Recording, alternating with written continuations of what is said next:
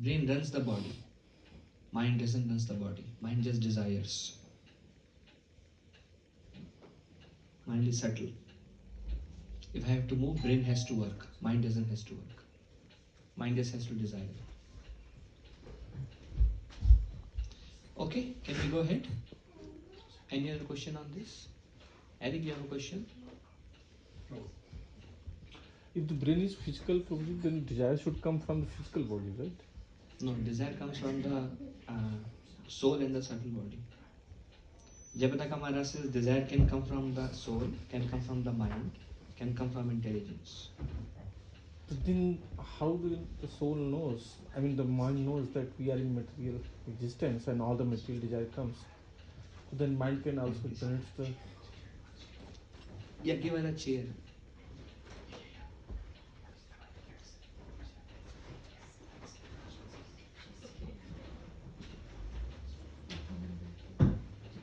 Can you give an example of a desire coming from mind? An example of desire coming from mind. If all the desires is coming from mind, then? Not all the desires. An example of desire coming from mind. Is it the materialistic stuff comes from the mind? Whatever. Material stuff? Mind stores impressions. And the mind has a tendency to repeat the pleasurable experiences. Whatever I enjoyed in the past, I want to do it again. So wherever there is a space, mind says try to enjoy that again. Try to go there again. Eating dessert is an example. Yeah. Eating Coming from desire coming from the mind. The soul does not enjoy gulab jamun rasgullas. Soul enjoys only transcendental subject matter. So desire can come from mind, can come from intelligence, can come from the soul. Is that all right? Yeah. When mind becomes pure, then mind reflects soul's desire. Otherwise, the subtle body guides us. The soul is inactive. In a way, inert. The subtle body takes over.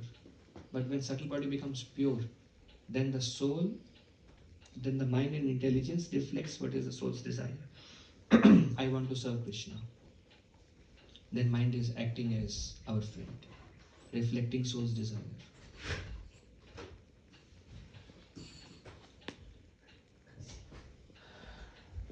Any discussion? Prabhuji, if this is the case, then why in the, say for example, Mataji gave the example for the desserts, then that is the comes from the mind. And if you are doing any transcendental activities like doing the chanting, Bhagavad Gita reading, and even though if you start reading, then after 5 minutes के बाद bore हो जाएंगे कि नहीं बस करना है बंद करना है. One page you have started reading one page, and after that, oh, this is too much. So many activities come immediately into your mind. Ki, oh, I have to do this thing. Mind is distractive. Mind becomes distracted very quickly. No, but you have already read in the past, say for example, an hour. But mind wants to have pleasure every moment. If I'm chanting half round, mind says, I'm not feeling it good today, leave it. Mind works on basis of renunciation and acceptance. If it's giving me pleasure, accept. I have past pleasurable experiences, accept. But I don't feel pleasure now, reject. Then intelligence works on basis of what is right, what is wrong, what should be done, what should not be done, independent of how it feels. Devotional service should be rendered independent of how it feels, because it's the right thing to do. We cannot give our life in the hands of mind. Krishna says mind is our worst enemy. It will just take us for a ride. So we have discrimination. We see this is what the mind is telling. But then we work on the basis of intelligence should guide the mind. Intelligence knows 1 hour reading time now. Mind says, I'm not feeling anything. It doesn't matter, my dear mind, how you feel. This is my reading time. Prabhupada says one way to control the mind, the best way to control the mind is to neglect the mind. But in order to neglect the mind, we have to disassociate ourselves with the mind and observe the mind. When we are observing the mind, then we can neglect the mind. But when we identify ourselves with the mind, then we do what the mind says. But in Srimad Bhagavatam, it's written probably that in the first canto, like if you are giving the bodily pain, like the example of Bali Maharaj or the Ravana, then you are going towards the austerity and penance, right? Physical pain. Physical pain, correct. If you're performing some austerity like fasting. Yeah. So what is the question? So then that in that way you can, like the Bali Maharaj, he was completely died, right? So then he was giving the physical pain to control the mind. That's why his mind never distracted when he was doing the austerity. Because even though he lost his body, skins, and even though only the bones was remain there. So There is a spiritual power, Prabhu, that you continue living. Pure devotees see their physical needs, but like one time I don't know who said, one pure devotee said, he was living a very austere life. He said, I am living just based on my spiritual strength. You can run the show when you have that much spiritual power. the mind will not be controlling to you, right? Yeah. Anything we do, it requires control of the mind. Anything we do. Example. How many of you love to study for your colleges? Well, it depends on the subject. Huh? What? Right? What? It depends on the subject. Subject. Right? Yeah. I mean- Okay. Now, have you taken some courses that you really didn't want to? No. Okay. She's, I think, very studious. But some of you have taken the courses that you really didn't want to study. Then what did you do? You drop out. That is the mind. You continue, and then you try your best. Now you are going beyond your mind. How many of you, those who are working, how many of you love your jobs? I like my job, but I cannot say that I love, but I like my job. Yeah. So, do you look for a weekend? What is Do you look for a weekend? Do you become happy at 4:30 p.m.? Well, but it's because it's very hard to do things that you have to do in a, for example, to clean my house. I only have weekends to do because I have to work. Yeah. We work like 5 hours. There's no way to clean my house and to walk my dog. Yeah. So I do look for the weekends because it's the only day that I have Yeah. be able to do things Okay. at home. That's right? very nice. Very fortunate. Yeah. Think of situation where you don't like to work or you don't like to do something, but do you still do it? Even though you don't like to do it, you still do it? Yes. So when we don't like to do devotional service, then we should still do it also. Do it as a matter of duty. It is said, first people do devotional service out of fear, then people do devotional service out of material desires. I worship God because I want something. Then higher than that is I do devotional service out of duty. Then the fourth stage is I do devotional service out of love. So there are many things that we do out of duty. But if you go by the mind, then it's like Prabhupada says animal life. Animal life is I do what I want to do. That's the mind. Out of duty means is the right thing to do, so I should do it. How many times we do things that we don't like to do, but we do it? How many mothers like to cook every day? Sometimes don't you feel I wish I have a break? Then what do? Today everybody is fasting. Why? I don't feel like cooking. If you go by feeling, nothing will move, right? We are always going beyond our feelings. Yes. Why don't we like devotional service right away? Because of impurities in the heart. To the extent the heart becomes pure, you will become attracted to it. It's a gradual process. Why we don't like one person asked like a spiritual master, he says because we have material desires. When we like things in this world, then we don't like Krishna. Krishna says those who are too attached to things in this world, resolute determination for devotional service does not take place.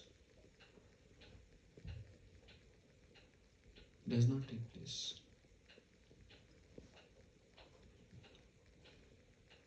So should we do devotional service based on how it feels, or should we do out of duty?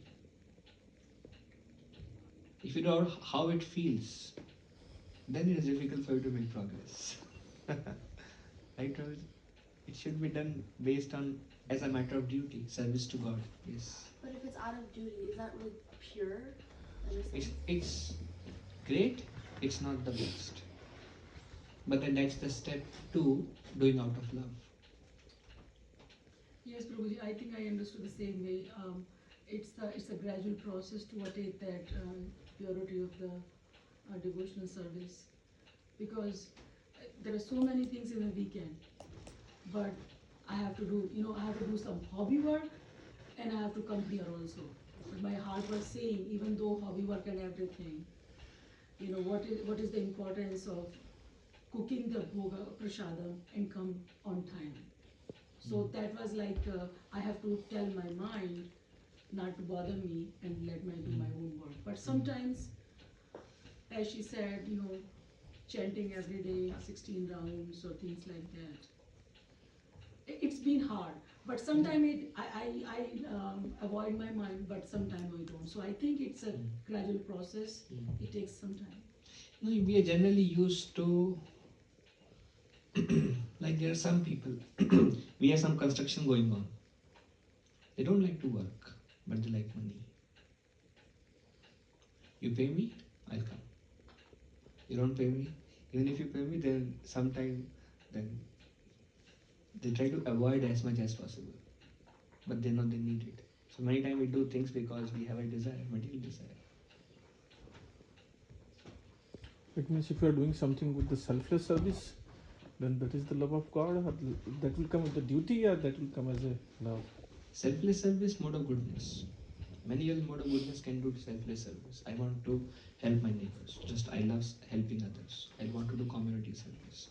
But when selfless service is directed towards Krishna, then it's bhakti. Otherwise, just goodness. Why does Krishna make it so difficult to come to him? Why We does have he made it so many difficult. steps? That's very good. Krishna is making it difficult. Krishna is neutral. Samoham sarva bhuteshu. I am equal to all. Whoever approaches me, I reciprocate with them accordingly. When we try to approach Krishna, Krishna approaches, reciprocates. When we try to avoid Krishna, Krishna avoids. What makes our devotional service difficult is our own impurities in the heart. But Krishna is merciful. Same devotional service purifies us. How many of you are chanting for some time? Like a few months at least? How many of you are chanting for a few months? Okay, many of you. So, how many of you have felt devotional service has become easier over time? Some of you will say it's becoming difficult over time. How many of you felt it has becoming easier over time? It's easier to chant now than it was earlier. Prabhu, I have a question. Yes. So Prabhu, there are so many aspects of bhakti. Yes. There are 9 types of bhakti. Yes. I'm more inclined towards the devotional service. I like to do volunteering, helping other peoples and all those things without any issues or any complaint. I can do restlessly. Very nice. But when chanting comes, Prabhu, I can stick. I start and then I fall down, and then I again start and fall down. But I like to hear lectures on unstoppable, and I like to do volunteer service unstoppable. But my chanting is not being through. Well, Mataji, my small humble recommendation is consistency. That thing will become the most pleasurable thing for you, but it will take some time. But if you don't work it now, we never get there. Right? How difficult it is to get a job. For that we have to study how many years. It takes, then the fruit is there. But in material world there is no fruit because starting to earn everything is full of anxiety and stress. No matter what you do, this material world. If you like hearing, you hear more.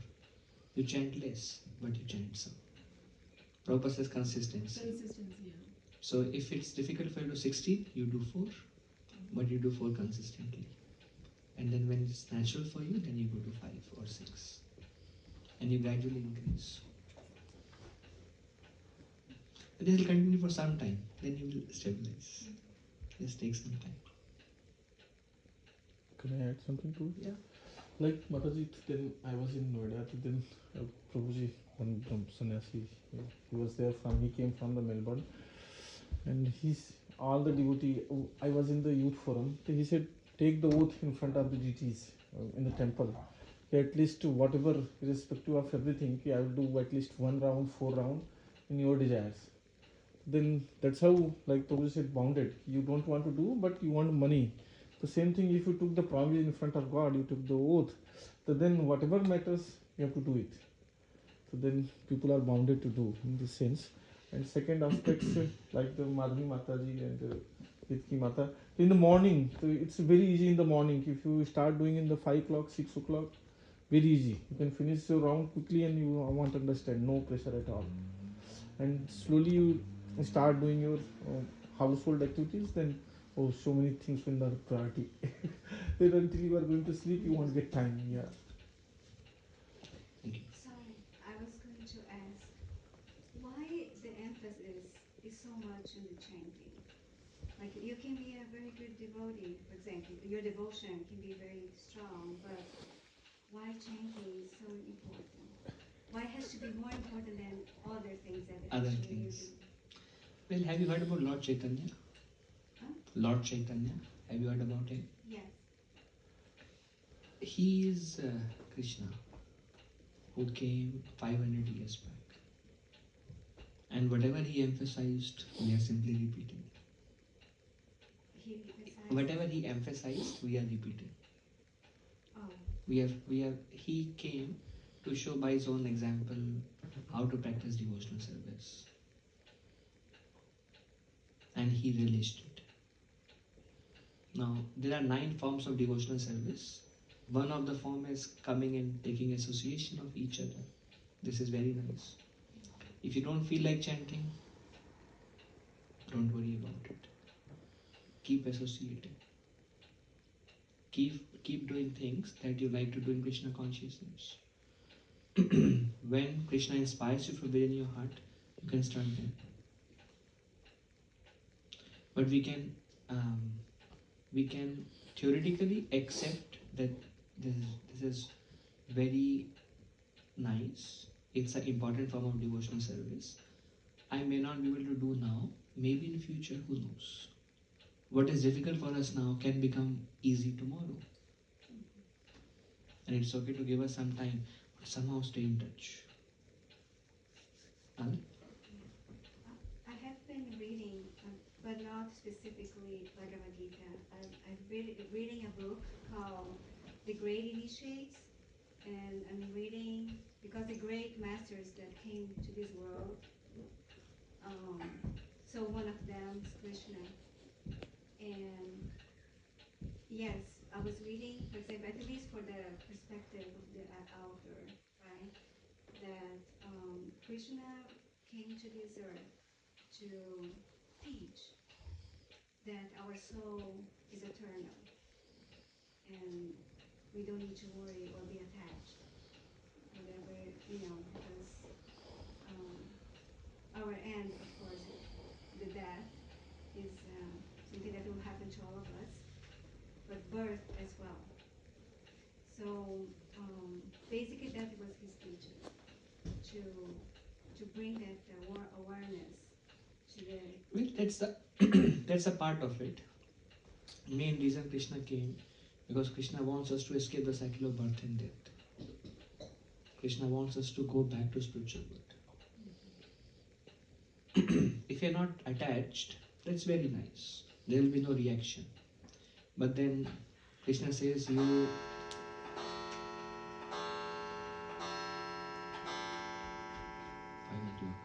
Krishna says you take shelter of me, you render devotional service to me, that's how you will come to me. If you see the main emphasis Krishna mentions, then you don't have to take birth again here and you will come to me. Why? As long as we are in this physical bodies, the body will change. The soul will go to somewhere else. If we are in human body, fortunate. Not human body, then we don't even realize. Kind of intelligence is taken away. Intelligence for self-realization is not there. So human life, Krishna says, is an opportunity. I have another question. Mm. Sorry. While I was reading that book, there's some pieces of Bhagavad Gita in that book. One of them I would like to ask you I think he says in between his lines that do not avoid or do not fear to be among the wicked people. Do not avoid or fear to be among To be, among people. among wicked or Wicked like people. evil or like violent people.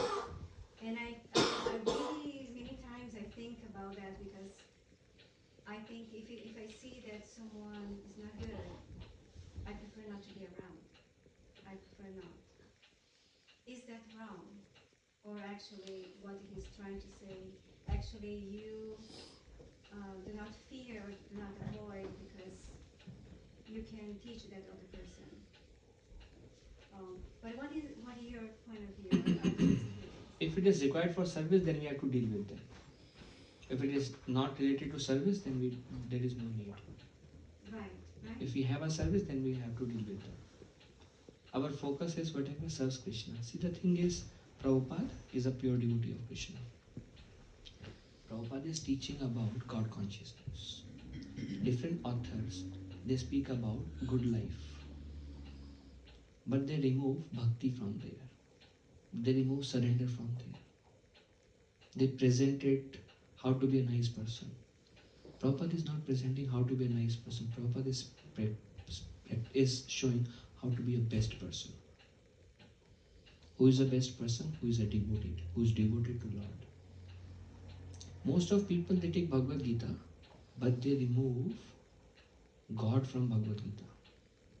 They remove surrender from Bhagavad Gita. They remove devotional service from Bhagavad Gita. And they present Bhagavad Gita as it's a nice teaching to follow. It's a nice book. Bhagavad Gita is not a book.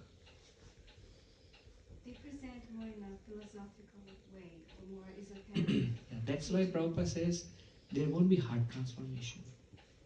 Heart transformation comes when we hear from pure devotees. You will see that. That will touch, that will strike the soul.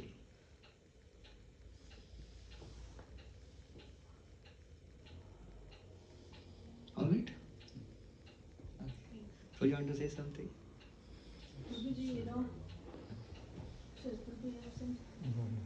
Prabhuji, it was so difficult for me to disassociate from the mind. It was all glories to you. For us it is right now also. It was so hard, and the mind was not like me. Like I would be chanting, I would be thinking about something on the stove, or completely different, and the concentration was not there.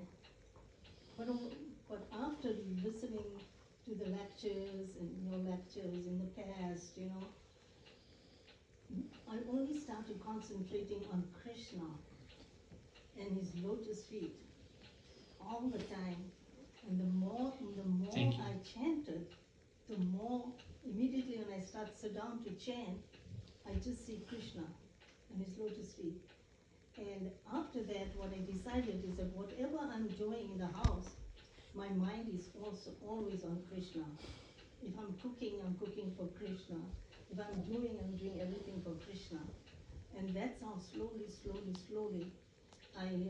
my mind, I just don't let my mind go away somewhere else. I bring it back to Krishna. So that is why by chanting and thinking of Krishna all the time, if you're doing one, you will do five. It just so happens automatically that you just want to chant. So that is why, the chanting increases. And it shouldn't be in my mind, oh boy, I got to do chanting. Because if I had that kind of a mind, then I wouldn't have progressed myself chanting. And then if I'm done with chanting, and if I have spare time, I would be thinking or doing something. I'll pick my Bhagavad Gita, or I'll pick up my Bhagavatam, or I'll become Back to Godhead, or whatever magazine, a Krishna book. I'll just start reading. When I read that, my mind is just in there, and I don't have any mundane thoughts that time. So it helps a lot. So everyone should do that. Don't let your time go idle. Just keep your Krishna in center. And it so happens that when you keep Krishna close to you, if you have a desire for Krishna, it just happens. You just find somebody talking to you, or you just meet somebody out of the blues, talk about Bhagavad Gita. So it is so important to chant and read Krishna books, Prabhuji. I just tell all the devotees of my experience what I had, and I still like to do more. I'd like to read more because I get so much knowledge what Chaitanya Mahaprabhu, Krishna, all the devotees in the past. Thank you for sharing. Thank you. So we go ahead Yes, please. Prabhuji. because we have long way to go. Okay, then the subtle body. What is the soul made up of? Now question: what is the body made up of? Body is made up of earth, water, fire, air, ether. What is the soul? What is the composition of the soul? Mind, intelligence, and Part fast. of Yes, Prabhuji. So, what is the soul made up of? Prabhuji answered. I want to bring some more thoughts in others. So, what is the soul made up of? Krishna's energy. Okay. What is the soul made up of? Energy, Soul is Energy. What is it made up of? light, If soul is light, then I take a light particle. Is that soul? well, soul actually is, you cannot see, Yes. right? But it is an energy, eternal energy. It is explained that the soul is made up of eternity, knowledge, and bliss. Soul is made up of bliss, unlimited happiness. It's the nature of the soul. And we are constantly seeking that. It's the nature of the soul. Okay. Now we go to the scientific proof for the existence of an antinatal personality. Common sense. When a person passes away, we say he passed away. Who has passed away? The body is still there. Correct? right. He passed away. Who passed away? Soul passed away. Actually, the soul has passed away. Consciousness. I see red light. Happy memories. Consciousness means to be aware, thinking, feeling, willing, and intentionality. So, what is the difference between our seeing something and the camera seeing something? We see something with the meaning and feelings, And maybe some connection with the past. connection with the past, and put our perspective also. Yeah. Like, for example, have you been to the place where you have spent your childhood? Like in your, some home. The home now may not exist or people may not be there, it has changed completely. But when you go there, you connect. Oh, past sweet memories. You have a relationship. But the camera only sees what is there. The difference between the soul, presence of the soul, and just a machine. This is near death experience, outer body experience.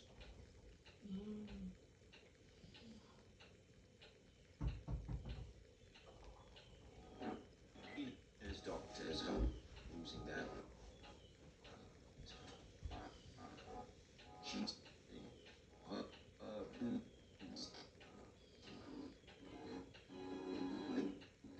We were trying to partly do it. There's something that not going well. Come in. Patient had much blood. Her.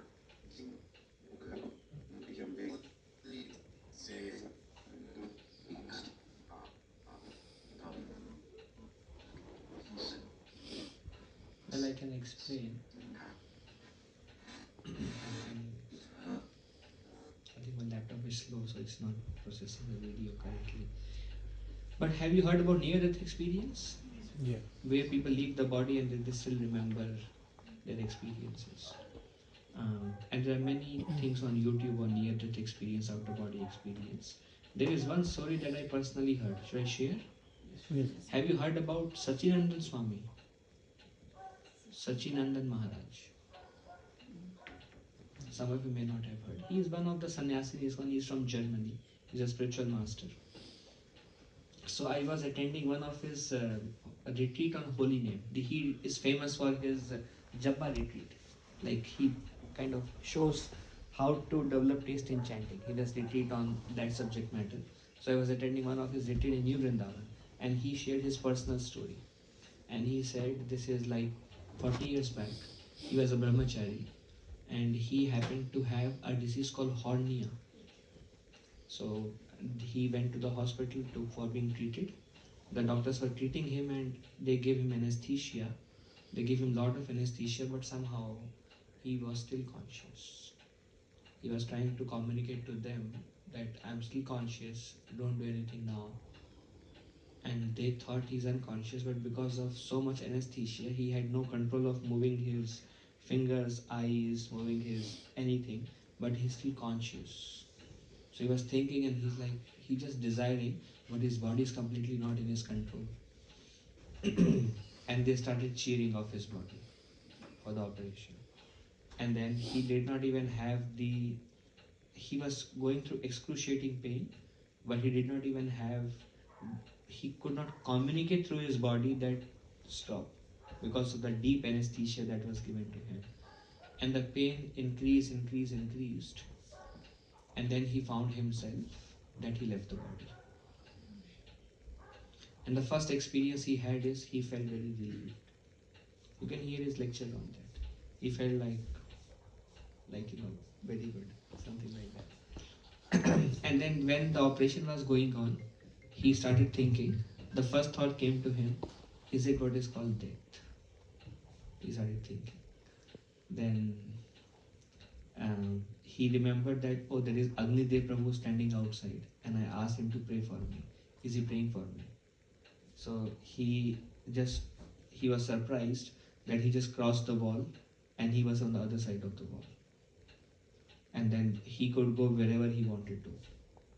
And his spiritual senses were like, can perceive everything. He said, I could enter inside the door and I could see everything that was inside the door, although there is no light in the door, right? We need light to see because of the material eyes. But he could go wherever he want and do whatever he like, and he could clearly perceive everything. So he went out and he saw Agnidev Prabhu and he was chanting, praying for Satyananda Brahmachari. So then he thought, okay, maybe Krishna has some plan. And then he came back, and at this for some time he was just going here and there trying to understand what is happening. And then he came back in the hospital room and there was emergency. They were pumping his heart. The camera shows like no signal, and he was just. Then he started thinking, and he's like, "Is that the end? What is next?" And he was thinking like that. And then he saw that there was one doctor in that panic situation. He was talking about the hockey match that he saw yesterday as they were operating. And then he said that, well, I saw yesterday that this person, he took a shot like this and he was having a knife in his hand. And it was a panic situation, but then they were talking about something like baseball or hockey, something. And then as he touched his knife, the main artery which connects to the heart cut. Oh my God. And then all the blood started gushing out. And Maharaj was standing there above, and Maharaj was thinking, hey, what are you doing? started praying to Krishna. That Krishna, please be on my side in this situation. And then the picture that he used to worship in his home, in his small altar, that picture he was remembering. And he said, Krishna, please help me in this situation. Krishna, please help me in this situation. It is said that when we leave the body, whatever we are hearing now, we will remember that time also. If we are not serious this point of time, that time when we leave the body, then we will think, actually I heard everything. I just never took it seriously. I was told, but I just neglected it. Now I am seeing it. So everything, whatever we hear, the soul hears, we remember everything. Prahlad Maharaj was in the womb, he heard everything. When he came out, he remembered everything. When we go out, we know everything. We know. Then if we have living a life of bhakti, when we leave the body, you will take shelter of Guru. You will take shelter of Krishna. You will chant the holy names in the spiritual subtle body. And you will be like, Krishna, please protect me. Krishna is there. That's why he said this life is a preparation. And knowledge is a great asset. That's why it is said, Lava Mata Sadhu Sangha Sarva Siddhi Hoy. A moment association of pure devotee can transform our life. Why? Moment association will give you the truth. Once truth is there, you will remember when you leave the body. You will know actually what is the use of all these things when the reality is something just beyond that. I was just living in a box. What is the use of living in a box? There's nothing that is very happy or very troublesome now. Nothing makes sense at that point of time because you're out of the body now. So Maharaj was thinking, Krishna, please help me in this situation, in this time. And then Maharaj said, then I don't know what happened. And 3 days back I got up. And I have no idea what happened after that. Just like complete like no remembrance. Then then he was called by the doctor. Then he told doctor that next time you do an operation, don't talk about hockey and don't see and don't by mistake cut the artery, main artery of the heart. And the doctor started sweating. The doctor said, are you gonna sue me? Then Maharaj said, we are not those kind of people.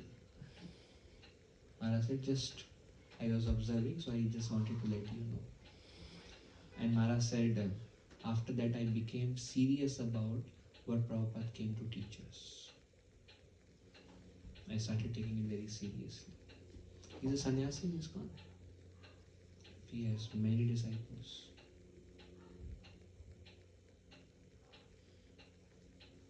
So there are so many experiences, so many stories in YouTube of near-death experience, out-of-body experiences. This is scientifically proven fact. Yeah. It's, So I watched one time a story of someone like that. Of course, everything happens. Sometimes it's just so fast, but it seems that it's been like take so long, right?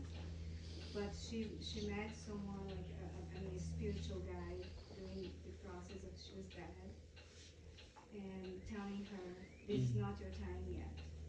And things that she'll have to do when she comes back. Which was amazing, and she would remember everything.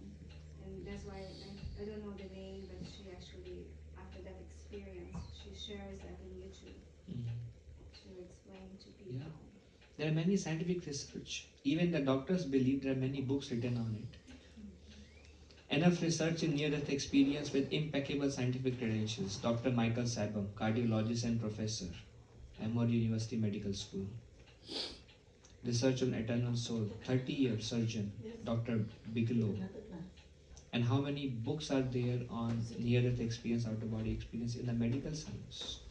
But what they say, what leaves the body is mind. Because they're not spiritualists. So they say something goes out of the body that continues into reincarnation. There are so many cases of reincarnation. But they don't say what left is the soul. They say what left is maybe it's the mind. Maybe that's what the spiritualists call it, soul. So just give that thing that happened. This is about reincarnation research. Ian Stevenson, Carlson Professor of Psychiatry, University of Virginia, has extensively investigated over 2,000 cases of spontaneous reincarnation memories. These are some various books that have been written in the medical field on reincarnation.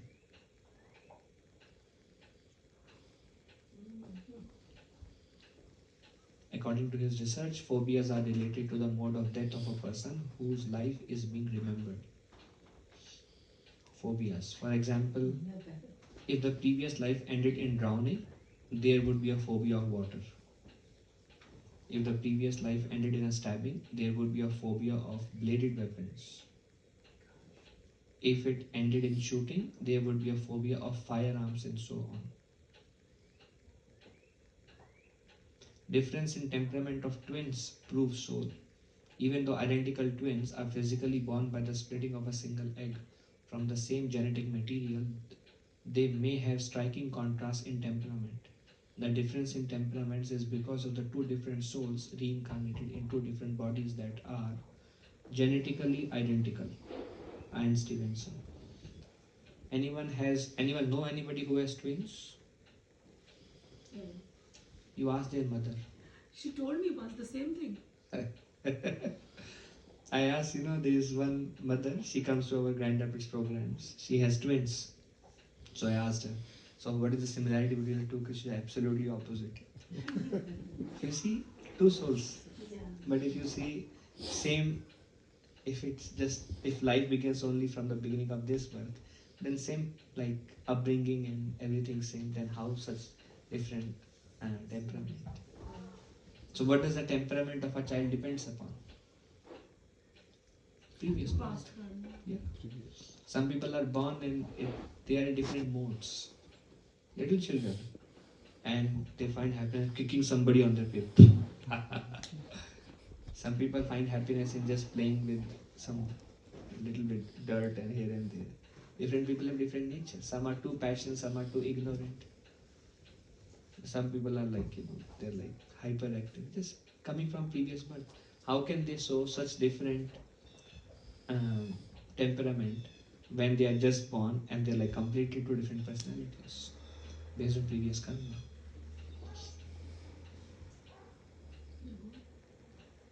Oh, I can just say. Yeah. Is the researcher who was researching all of these, was he a devotee of Krishna as well? He's a professor. He is not a devotee of any religion, but he just was interested in, he's a psychology professor.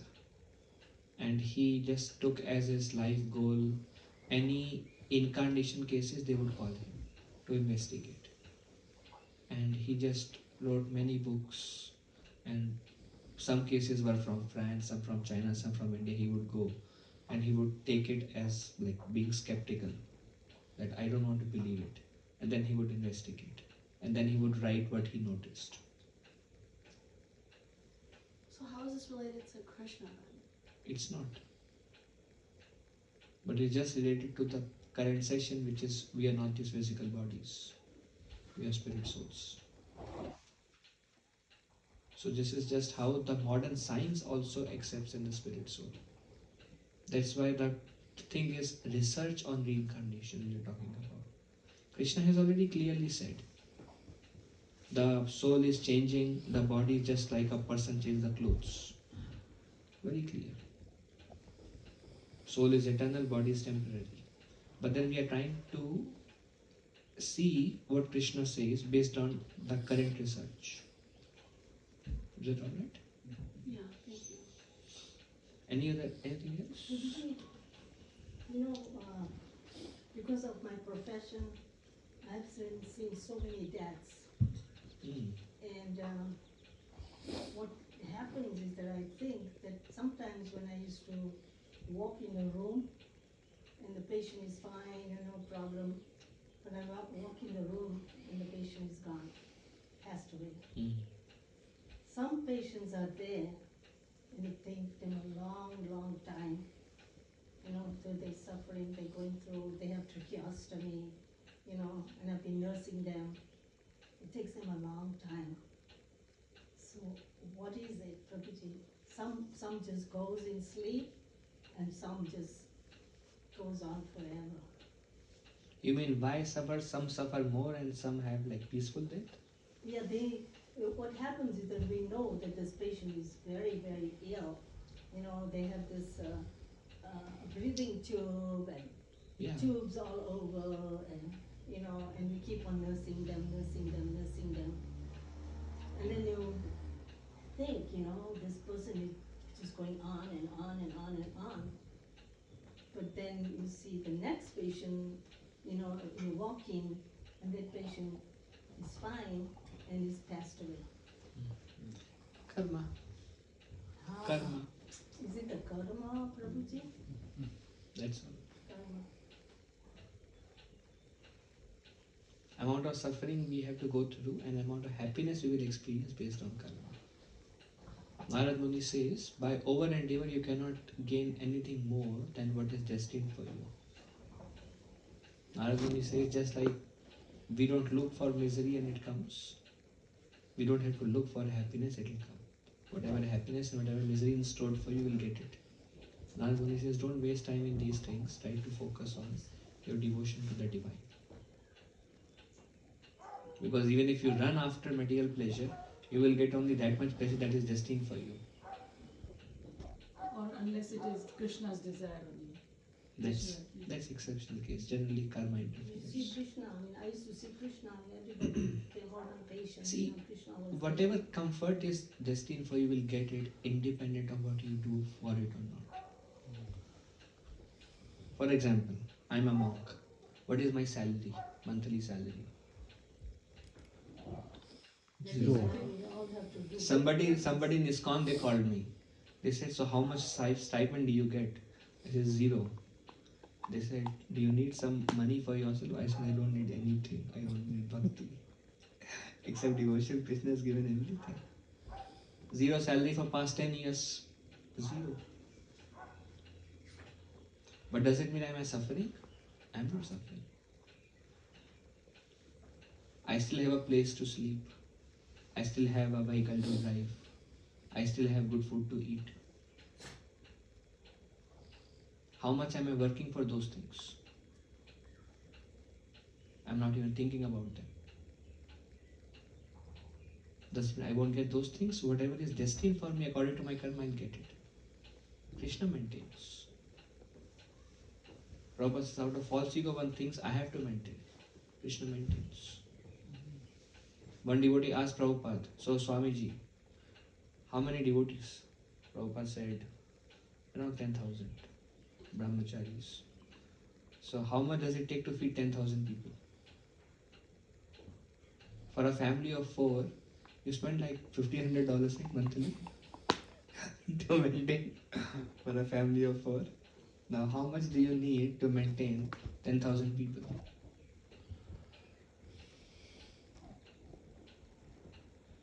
Correct? So reporter asked Prabhupada, so how do you get the money? Prabhupada, Krishna provides. Reporter said, no, not like that. How do you get the money to maintain the people you have? Prabhupada said, Krishna provides. No, Swamiji, you didn't understand. Prabhupada said, no, you didn't understand. Krishna provides. They cannot understand the concept of Krishna as a maintainer.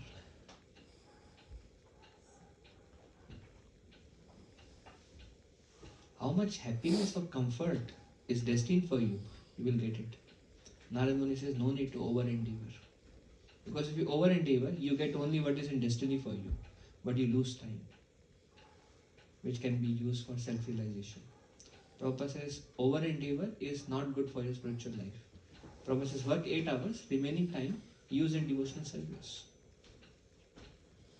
There are some people, they work morning and evening and night. They don't need any rest. They still earn only this much. Some people, they are born with a silver spoon. They have everything that they need. Whatever is in your karma, you will get it. Yes. Can you clarify what false ego is? False ego is I'm the enjoyer. I'm the doer. I'm this body. Everything, I'm sorry. Go ahead. Sir. Things happened because I did it. Prabhuji, what a food you made. Thank you. Actually, I'm an expert cook. Also.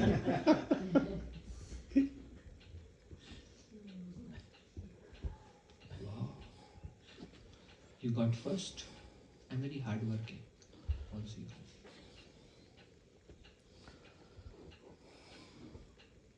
How you got this idea?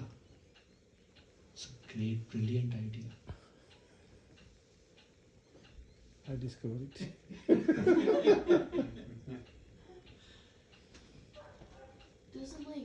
Doesn't all your choices come from free will though? So how is it false ego when it was your free choice, your free will?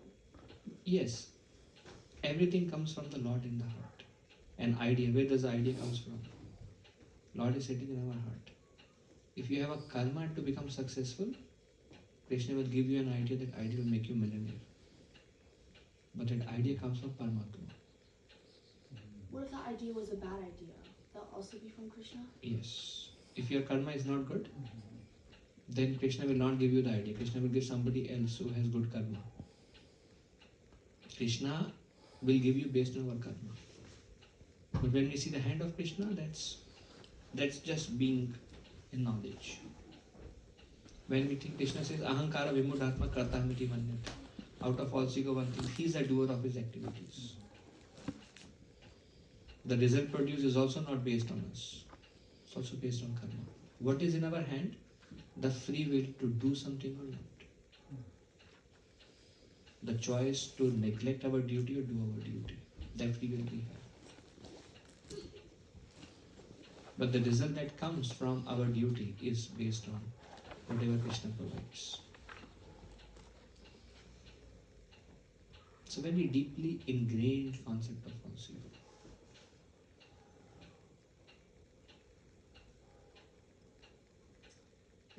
What comes to mind is, Bhagavad Gita says the demigods don't understand me. Yeah. I'm a complex mystic. So only through your mercy will we get these grains. And I think chanting, you have to have a taste, Prabhuji. Like you said, come to Krishna consciousness. Is it the prasadam? Is it the program? Is it the music? Just come. It's okay. And everything will develop out of that. But the complexity is... Don't worry about taste, Prabhu. Don't worry about feelings. One person came, Prabhupada was sitting there. So he bowed down, full. Whenever they meet Prabhupada, they pay full obeisances. He has seen. So then they would give a glass of water. Then next time he came, Prabhupada would ring the bell. He came. Then full obeisances. Then he took a glass of water. Prabhupada rang again. He came. Prabhupada has a question. Then he thought, oh, a lot of obeisances. He paid half obeisances, like how ladies pay half obeisances. Prabhupada said, full, paid full. so the devotee said, Prabhupada, I don't feel like paying full obeisances all the time. First pay full obeisances. Prabhupada said, don't worry about how you feel like. Just do, feelings come later. Just do now. Don't worry about feelings now. Just do it. So our devotional service is like that. We worry about feelings later. Feelings will guaranteed come to you. I'm still having a little trouble understanding how I know we all have free will, right? But how does that correlate with false ego though? Even though it's our free will. So I still don't understand that. See, our free will is almost not there. Sounds controversial. Our free will is governed by the three modes. Ignorance, passion, and... Yes. Mode of passion, the free will. What will I get? We'll choose mode of ignorance. Free will, mode of ignorance will, I want to harm others.